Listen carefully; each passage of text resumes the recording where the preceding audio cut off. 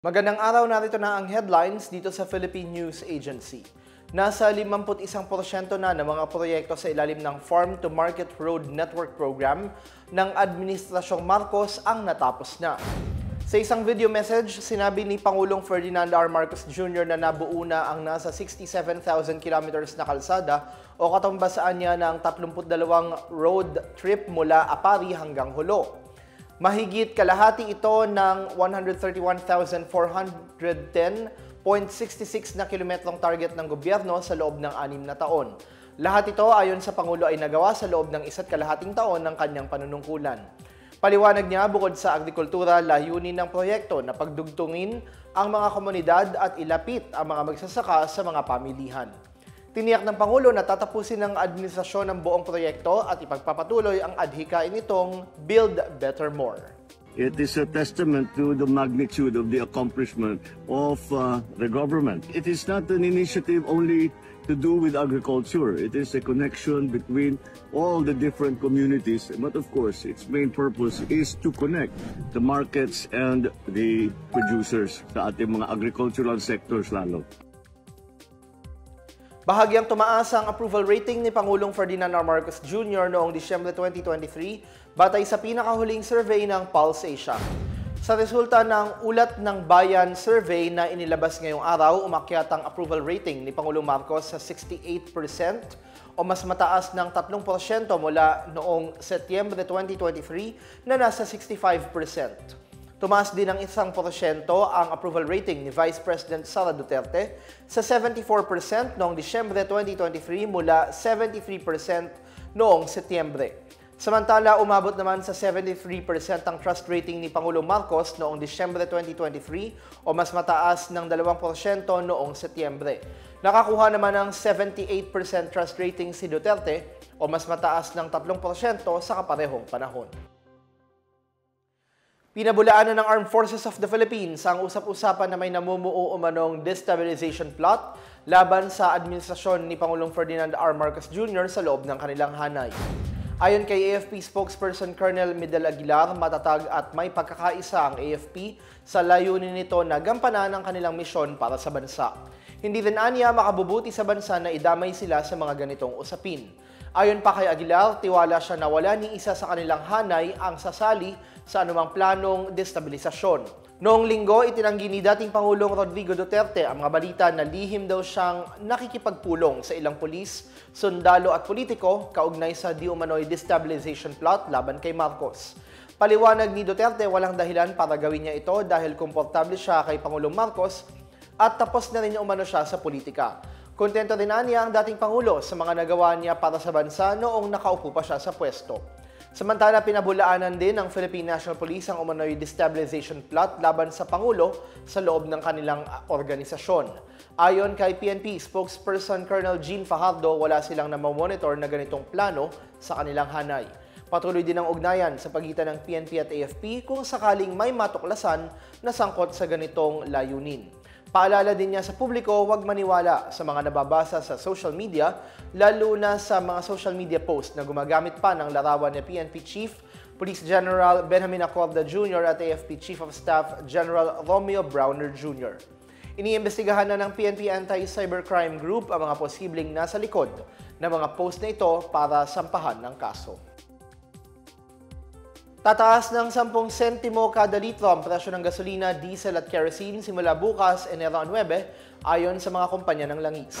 Ayon sa Shell at Sea Oil, ipatutupad ang dagdag presyo simula alas 6 ng umaga bukas. Ayon kay Director Rodela Romero ng Oil Industry Management Bureau ng Department of Energy, bunsod umano ito ng namumuong tensyon sa Red Sea at sa mga suliraning kinakaharap ng pandaigdigang ekonomiya.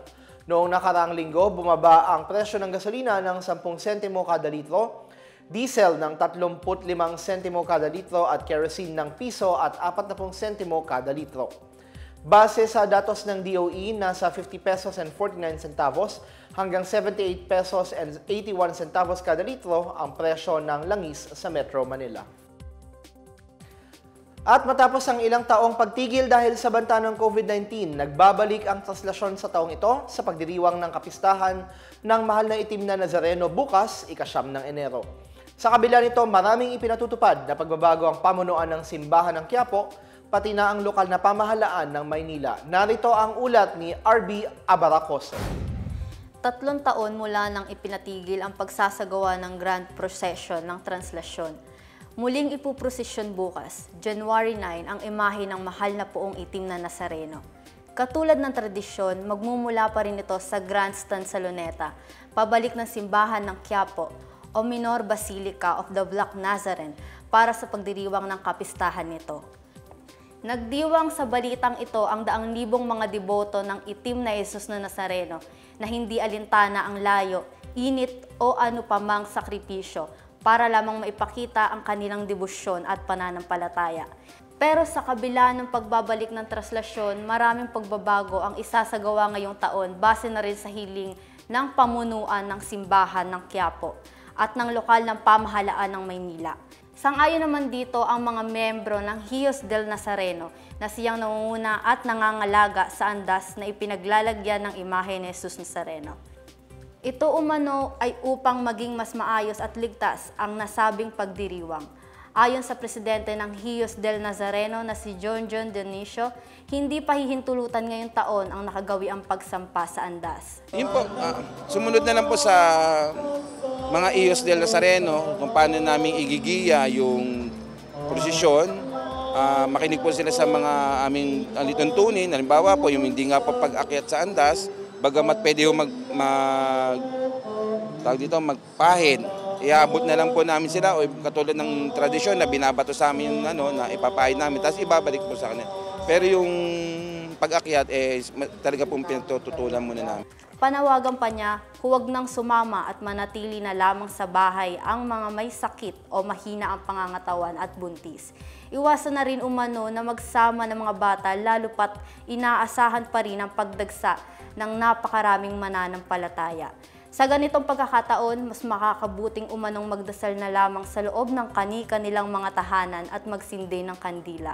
Ano naman po, basta ang lang po, kung may yung mahina yung mga pangangatawan, maaari wag na pong pumunta kasi talaga medyo physical na At yung mga tawag dito, yung mga buntis, may mga dalang bata, dito maganda sa bahay na lang po. So sana manatili tayo magkandila na lang sa gilid ng inyong mga karsada habang dumadaan ng Nazareno, habang nagdadasal. Mas taimtim po yun kaysa yung magkikihalubilo tayo dahil medyo hindi ko alam kung makakapagdasal pa ho tayo minsan pag nakikipagbuno tayo sa. Samantalang naghanda naman ang mga pulis Maynila ng ambulansya para sa mga mangailangan ng medical assistance sa kalagitnaan ng translasyon bukas. Ayon sa hepe ng Manila Police District na si Police Colonel Arnold Thomas Ibay.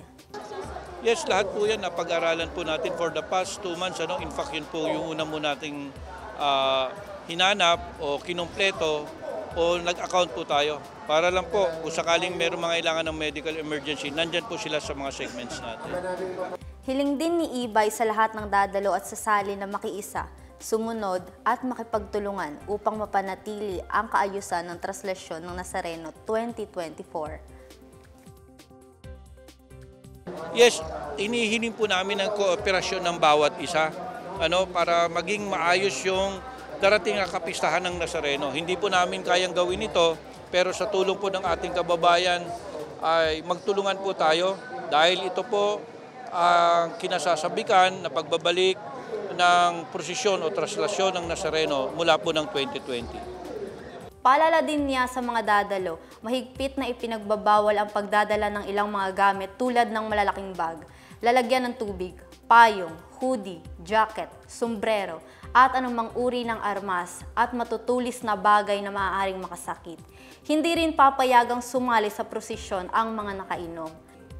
Inirerekomenda rin ang pagsuot ng face mask, lalo ngayong tumataas na naman ang bilang ng kaso ng COVID-19. Para sa ruta ng prosesyon, ayon sa pamunuan ng simbahan ng Quiapo, susundan pa rin ang nakagawi ang daan nito na magsisimula sa Quirino Grandstand at magtatapos sa simbahan ng Quiapo. Para sa PNA Headlines, ako si RB Abaracoso. At yan ang pinakabago at pinakamahalagang balita sa mga oras na ito, hatid sa inyo ng PNA Headlines. Para sa iba pang mga balita at impormasyon, bisitahin lamang ang aming webpage, pinoy.gov.ph o ang aming Facebook at X account na dating Twitter na Philippine News Agency. Ipinapalabas din ang PNA Headlines sa Facebook page ng Serbisyo. Mapapanood din ang PNA Headlines sa pamamagitan ng link sa website ng News and Information Bureau, sa ilalim ng PNA News sa YouTube account ng Philippine News Agency at sa Facebook page ng Presidential Communications Office o PCO. Ako si Bench Bondok, ito ang PNA Headlines, naghahati ng mga balitang nagbubuklod sa bagong Pilipinas.